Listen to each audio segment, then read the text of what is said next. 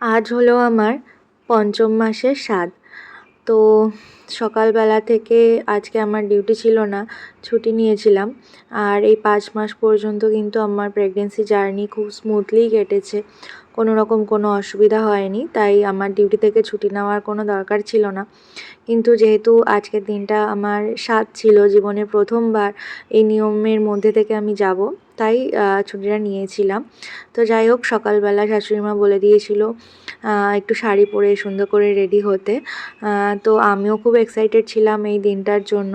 তাই আগে থেকেই লাল একটা শাড়ি পছন্দ করে বেছে রেখেছিলাম।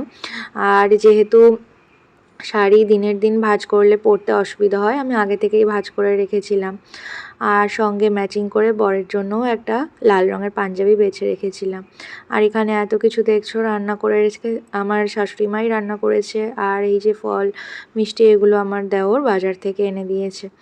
তো এই যে প্রথম আমার শাশুড়ি, আমার মা সবাই আমাকে প্রদীপের তাপ দিয়ে আশীর্বাদ করলো। তারপরে এখন ৫ রকম ভাজা দিয়ে আমার শাশুড়ি মা প্রথম আমার মুখে খাবারটা তুলে দিচ্ছে। আর আমার ক্যামেরার পেছনে কিন্তু আমার বর দাঁড়িয়েছিল। এই যে আমি প্রথম এই ভাতটা মুখে দিলাম। আর এর আগেও ছিল অনেক নিয়ম, সেগুলো আর ক্যামেরাবন্দি করা হয়নি। যে স্নান করে উঠে পঞ্চগর্ভ বা এই জাতীয় কিছু একটা যাই হোক মুখে দিতে হয়, তো সেটা কিন্তু অলরেডি আমি খেয়ে নিয়েছিলাম। আর এখানে একে একে আমাকে সবাই এসে আশীর্বাদ করে খাইয়ে দিচ্ছিল। এটা হলো আমার যা, বুলটি ওর নাম। তো আমাকে খাইয়ে দিচ্ছিল। তারপরে আমার শাশুড়ি মা বললো একটু মিষ্টি খাইয়ে দাও, তাই একটু মিষ্টিও ভেঙে মুখে দিয়ে দিল।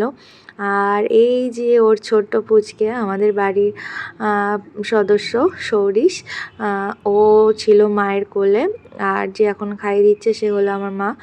তো এই দিনেও কিন্তু আমি খুব মজা করেছি। তো ঘরোয়াভাবেই পালন করা হয়েছিল।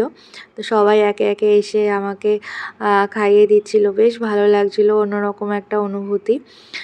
আর এই যে পুচকু সব দেখছে, দেখো তখন কোলে বসে, আর এখন যখন আমি ভয়েস ওভার দিচ্ছি কত বড় হয়ে গেছে। সময় কত তাড়াতাড়ি পাল্টে যায়।